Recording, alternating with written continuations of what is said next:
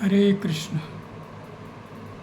यदा यदा हि धर्मस्य ग्लानिर्भवति भारत अभ्युत्थानम् अधर्मस्य तदात्मानं सृजाम्यहम् परित्राणाय च साधूनां विनाशाय च दुष्कृतां धर्म संस्थापनार्थाय संभवामि युगे युगे। हमारी पौराणिक गाथाओं में ऐसा माना जाता है कि जब जब धर्म की हानि होती है, अधर्म अपने चरम पर पहुंचता है, तब तक कोई महाशक्ति पृथ्वी पर अवतार लेती है।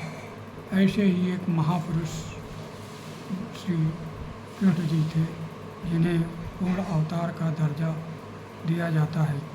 भगवान श्री कृष्ण को पालनहार श्री विष्णु हरि का पूर्ण अवतार माना जाता है।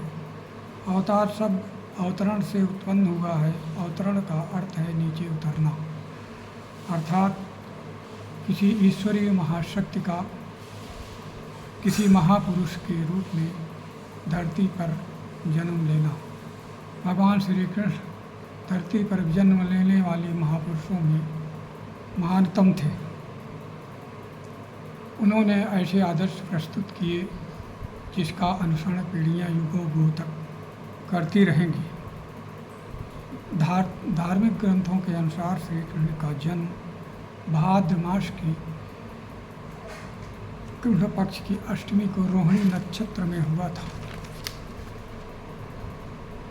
रात के 12 बज रहे थे जब उनका जन्म मथुरा के कारागार में हुआ था। इसलिए भाद्र मास की अष्टमी को श्री कृष्ण जन्माष्टमी के नाम से जाना जाता है। पौराणिक आख्यानों के अनुसार द्वापर युग में मथुरा, जो शूरसेन प्रदेश की राजधानी था, में राजा उग्रसेन का राज्य था। उनके आतताई पुत्र कंस ने उन्हें गद्दी से उतार कर कारागार में डाल दिया था। स्वयं राज्य पर अधिकार कर लिया था और उन्हें बंदी बना लिया था।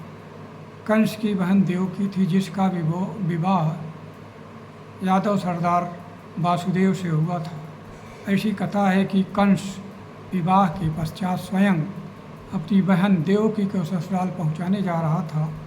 उसी समय रास्ते में आकाशवाणी हुई कि हे कंस, जिस बहन को तुम इतने प्रेम से, इतने प्यार से पहुंचाने जा रहा है, उसी के गर्भ से उत्पन्न 8वें पुत्र से आप मारे जाओगे। आकाशवाणी सुनकर कंस को सामने आकाशवाणी सुनकर कंस बहुत क्रोधित हुआ और अपनी बहन को मारने के लिए उद्यत हो गया। देवकी ने उसे समझाया, प्रार्थना की कि अपने बहनोई या बहन को मारने से कोई लाभ नहीं है, वह अपनी 8वीं संतान उन्हें सौंप देगी। कंस देवकी को बहुत प्यार करता था। उसने देवकी की बात मान ली और वासुदेव एवं देवकी को ले जाकर कंस के कारागार में डाल दिया, मथुरा स्थित कारागार में डाल दिया और उस पर कठोर पहरे लगा दिए। हथकड़ी बेड़ियाँ डाल दी गईं। इसी बीच महर्षि नारद आते हैं कंस के समक्ष और कहते हैं कि 8वां तो कोई भी हो सकता है, 8वां पुत्र सौंपने से क्या लाभ। कंस पर निर्णय करता है कि वो देवकी की सभी संतानों का वध करेगा। एक एक करके वह, जैसे ही देवकी का कोई बच्चा होता, उसे मार डालता। लगातार एक एक करके उसने देवकी के गर्भ से उत्पन्न 6 बच्चों को मार डाला। 7वां, ऐसा कहा जाता है कि 7वें गर्भ जो बलराम थे, जो शेषनाग के अवतार माने जाते हैं, को वसुदेव की दूसरी पत्नी देवकी के गर्भ में स्थापित कर दिया गया, स्थानांतरित कर दिया गया। हो सकता है उस समय ऐसी कोई तकनीक रही हो या हमारा आयुर्वेद यह शास्त्र इतना उन्नत रहा हो, ये बात सच हो। वसुदेव के सातवें पुत्र बलराम का जन्म नंद के यहाँ रोहिणी के गर्भ से हुआ था। सातवें पुत्र के पश्चात आठवां पुत्र जन्म लेने वाला था। प्रकृति में तरह तरह के परिवर्तन हो रहे थे। घोर अंधकार छाया था। भादों की अंधेरी रात थी। अष्टमी के दिन ठीक 12 बजे श्री कृष्ण का जन्म होता है। जन्म के पूर्व ही उन्हें आकाशवाणी हुई थी या किसी अदृश्य शक्ति ने बताया था कि इस बच्चे को गोकुल में नंद के घर पहुंचा दीजिए। जैसे ही कृष्ण का जन्म होता है, महामाया की कृपा से सारे पहरेदार बंदी रक्षक सो जाते हैं। वसुदेव और देवकी की बेड़ियाँ खुल जाती हैं, गेट अपने आप खुल जाते हैं और अदृश्य शक्ति के प्रभाव में वसुदेव श्री कृष्ण को सूप में बैठाकर नंद के घर गोकुल पहुंचाने के लिए चल देते हैं। घोर बारिश हो रही थी। परिस्थितियां बहुत विपरीत थी। मूसलाधार वर्षा के बीच ऐसा कहा पौराणिक कथाओं में आख्यान है कि शेषनाग ने पीछे से श्री कृष्ण के ऊपर अपने फन का छत्रक लगा दिया। श्री कृष्ण को लेकर वसुदेव यमुना के किनारे पहुंचते हैं। यमुना उफनाई हुई थी। घोर बाढ़ का दृश्य था, लेकिन वसुदेव हिम्मत नहीं हारते और श्री कृष्ण को लेकर यमुना के जल में प्रवेश करते हैं। यमुना के जल में प्रवेश करते ही यमुना का उफान और बढ़ जाता है। भला यमुना क्यों अपने आराध्य के चरण छूने से वंचित रहती है। जब ये स्थिति हो जाती है कि वसुदेव देव श्री कृष्ण को लेकर डूबने के होते हैं, पानी सिर के पास तक पहुंचता है, तो भगवान श्री कृष्ण पीछे से अपना चरण यमुना जी को स्पर्श करा देते हैं और यमुना जी शांत हो जाती हैं और वसुदेव को जाने का मार्ग दे देती है। भगवान श्री कृष्ण को लेकर के वसुदेव देवकी के घर पहुंचते हैं, जहां पर महामाया कन्या के रूप में जन्म ले चुकी थी। महामाया के प्रभाव से अभी यशोदा बेहोश थी और बेहोशी हालत में ही वसुदेव श्री कृष्ण को यशोदा के पलंग पर लेटा देते हैं और देवकी को लेकर के मथुरा के लिए वापस चल देते हैं। वसुदेव जैसे ही मथुरा वापस पहुंचते हैं, कारागार के द्वार अपने आप बंद हो जाते हैं। पेड़ियाँ यथावत लग जाती हैं। वसुदेव देवकी की गोद में माया रूपी यशोदा की कन्या को उनकी गोद में रख देते हैं। जैसे ही कन्या रुदन करती है, वैसे ही पहरेदार जग जाते हैं और जा कर के कंस को सूचना देते हैं कि देवकी को बच्चा हुआ है। कंस क्रोधित होकर तलवार में हाथ में लिए कारागार आता है और देवकी की गोद से कन्या को छीन करके ले जाता है और उसे शिला पर पटकना चाहता है। जैसे ही वो शिला पर पटकने को उद्यत हुआ, देवकी के हाथ से ली हुई कन्या, जो कि ऐसा माना जाता है कि महामाया थी, उड़ जाती है। उसका हाथ मरोड़ते हुए आसमान में जाकर भविष्यवाणी करती है कि रे मूर्ख, तुम्हें मारने वाला तो कहीं और जन्म ले चुका है, मुझे मारकर क्या करेगा। कंस आश्चर्यचकित रह जाता है।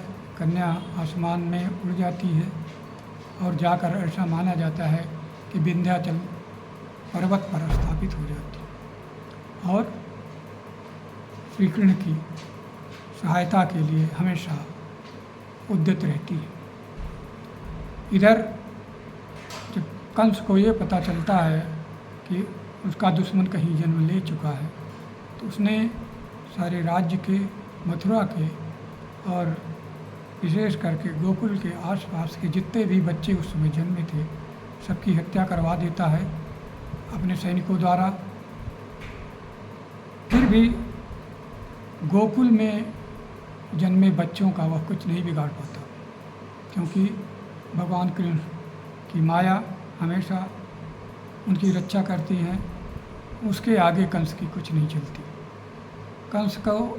कंस ने कृष्ण को मारने के लिए तरह तरह के राक्षस भेजे, जो किसी न किसी रूप में जाकर कृष्ण को मारने की कोशिश करते हैं। सबसे पहला नाम पूतना का है, जो एक सुंदरी के रूप में नंद के घर में प्रवेश करती है लल्ला को देखने के बहाने, लेकिन उसका हर्ष बहुत बुरा होता है। वह अपने स्तनों में विषैला दूध लगाकर कान्हा को पिलाने की कोशिश करती है। कान्हा जी उसके दुग्धपान के साथ साथ उसके प्राण का भी हरण कर लेते हैं और वो चिल्लाते हुए आसमान में उड़ जाती है और अपने वास्तविक रूप में आ जाती है। श्री कृष्ण उसका प्राणांत करते हैं और उसे मुक्ति प्रदान करते हैं। यशोदा मैया, गोकुल वाले सभी चिल्लाते हुए पूतना का पीछा करते हैं, करे कोई लाला की जान को बचाओ, कोई रक्षा करो। सभी देवताओं, सभी देवियों की मन्नत मांगती हैं, दौड़ते भागते हुए उस जगह पे पहुंचती हैं जहां पूतना का शव पड़ा हुआ था, और पूतना के ऊपर भगवान श्री कृष्ण बैठे खेल रहे थे। कान्हा को गोद में उठाती हैं और ईश्वर को धन्यवाद देती हैं कान्हा के प्राणों की रक्षा के लिए। कान्हा को लेकर वो घर आती हैं और गोकुलवासी काफ़ी भयभीत होते हैं, वो डर जाते हैं और कान्हा की सुरक्षा, लाला की सुरक्षा में हमेशा तत्पर रहते हैं। इसी तरह के अकासुर, बगासुर, बहुत सारे सक्टासुर, बहुत सारे राक्षसों जो कंस के द्वारा भेजे हुए थे, श्री कृष्ण को मारने का प्रयास करते हैं, लेकिन कोई भी सफल नहीं होता और सभी मारे जाते हैं। कृष्ण बड़े होते हैं और गाय चराने जाने के लिए माँ से जिद करते हैं, हट करते हैं। माँ उन्हें रोकती है, लेकिन उनके हट के आगे किसी की एक नहीं चलती और वो ग्वाल बालों के साथ गाय चराने जाने लगते हैं। गायें उनसे इतना प्रेम करती हैं कि जिस दिन कृष्ण की बांसुरी न सुने वे स्वस्थ नहीं रहती, चिंतित रहती है। यहीं से गाय चराने जाने से उनकी गोचारण लीला शुरू होती है। उनके अनेक सखाओं और सहपाठियों ने गोचारण लीला और माखन लीला के साथ साथ पूरे गोकुल और आसपास के लोगों को आनंदित करते हैं। माखन चोरी अपने साथियों के साथ मिलकर उनका नित्य प्रत स्वभाव हो गया था। माखन चोरी की लीला इतनी अद्भुत थी कि हर गोपी ये सोचती रहती है कि आज कान्हा काश हमारा मक्खन चुराते, हमें भी कृतकृत्य करते, धन्य करते। कई बार कान्हा पकड़े जाते हैं, लेकिन उनकी मासूमियत, उनके हाजिर जवाबी से माँ पिघल जाती हैं और उल्टा गोपियों को ही डांटती हैं। एक बार स्थिति ये हुई कि किसी गोपी ने कान्हा को रंगे हाथ पकड़ लिया माखन चुराते हुए और यशोदा मैया के पास लेके आई। कृष्ण को तो लीला करनी थी, इसी लीला में यमलार्जुन की कथा आती है, जिसके अंतर्गत श्री कृष्ण को ओखली से मैया बांध देती है। नंद के दरवाजे पे 2 वृक्ष थे, जो कृष्ण